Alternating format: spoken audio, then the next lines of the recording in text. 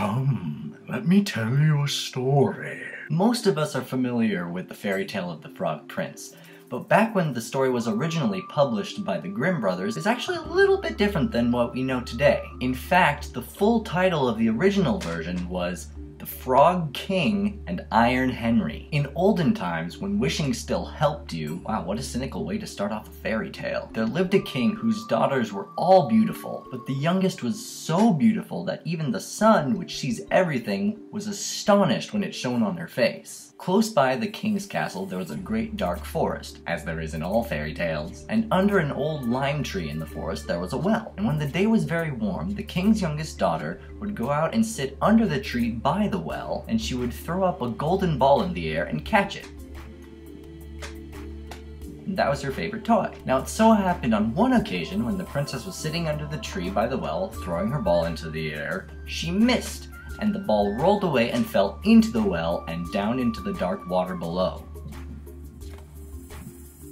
At this, she began to cry, and nobody could comfort her. And as she was crying like that, sitting there all sad, someone said to her, "Why are you crying, king's daughter? You're crying so much that even a stone would pity you." Ribbit. She looked around to see where the voice was coming from and saw an ugly little green frog crawling up out of the well. "Ah, old water splasher, it's you." "You old water splasher, I am weeping for my golden ball which has fallen into the well."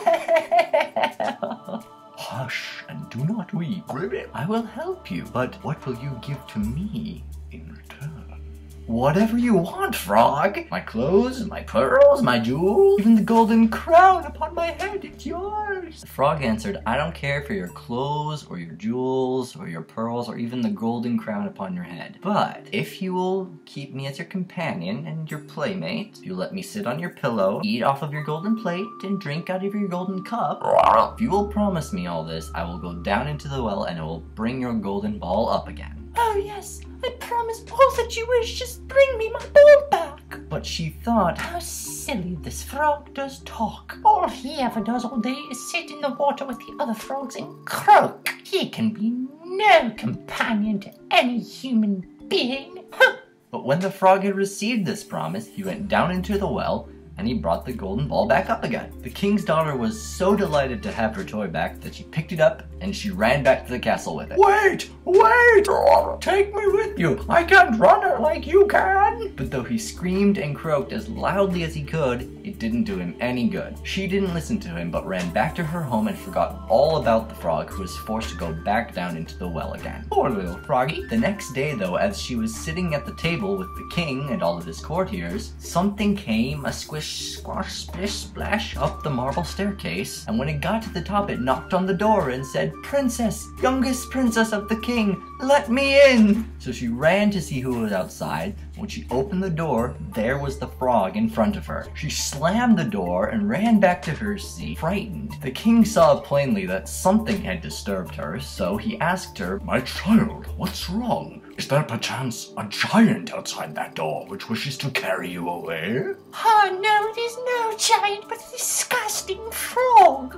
What does a frog want with you? Oh, my dear father, yesterday I was sitting out by the well and I was playing with my ball and I threw it up in the air and I fell and I missed it and it fell into the well and I was crying because I had lost my ball and then there was a frog and he said, "I will get you my ball back." But he said he would only do it if you would be my friend and I could carry him around and eat off of my plate and drink from my cup and sleep on my pillow and I thought, what? I fell. He is outside there and he wants to come here. Daddy! In the meantime, the frog knocked on the door a second time. Princess, youngest princess of the king, open the door and let me in and fulfill your promise to me. The king said to his daughter, That which you have promised you must fulfill.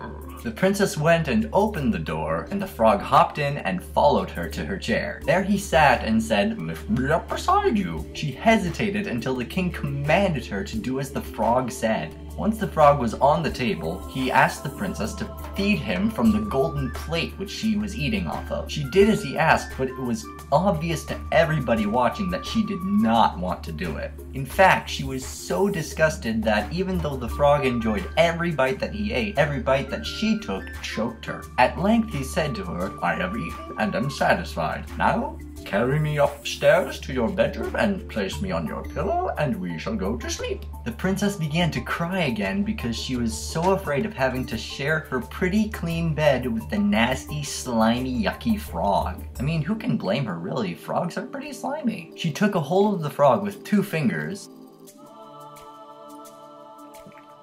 took him upstairs, and put him in a corner. When she was in bed, he crept up to her and said, "I am tired and I want to sleep as well as you do. Lift me up and put me on your pillow, or I'll tell your father."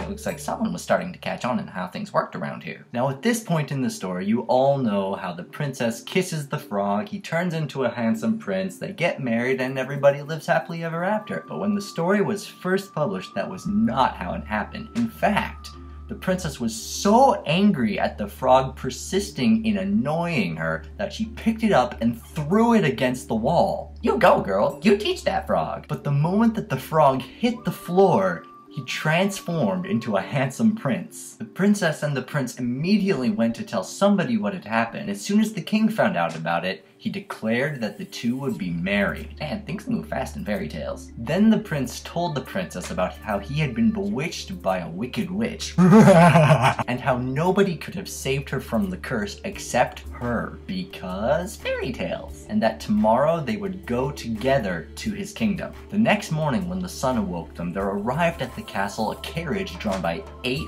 beautiful white horses. They had white ostrich feathers on their heads and were harnessed with golden chains, and behind them, driving the carriage, was the king's faithful servant, Henry. Faithful Henry had been so upset when his master had been changed into a frog that he had caused 3 iron bands to be put around his heart lest it burst from grief and sadness. The carriage was to conduct the young king and his new queen back to his kingdom. Henry helped them both into the carriage and was overjoyed at his master's deliverance. When they had driven a part of the way, the king's son heard something crack as if something had broken in the carriage. So he turned around and cried, "Henry, the carriage is breaking!" "No, master, it's not the carriage. It's one of the iron bands that were around my heart that I had put there when you were changed into a frog." Twice more when they were on their way, the king's son heard something crack, and both times he thought that the carriage was breaking. But it was only the bands that were around Henry's heart that were bursting because he was so happy that his master was finally free and safe. So there you have it. That's the story of the Frog King and Iron Henry. As with a lot of fairy tales, there are a lot of different versions of this story. In some early versions, it was enough for the frog to spend the night on the princess's pillow in order to change back into a prince. Then of course there's the version that everybody knows where the princess has to kiss the frog in order to change him back. There's even an early Russian version called Tsarevna Lyagushka,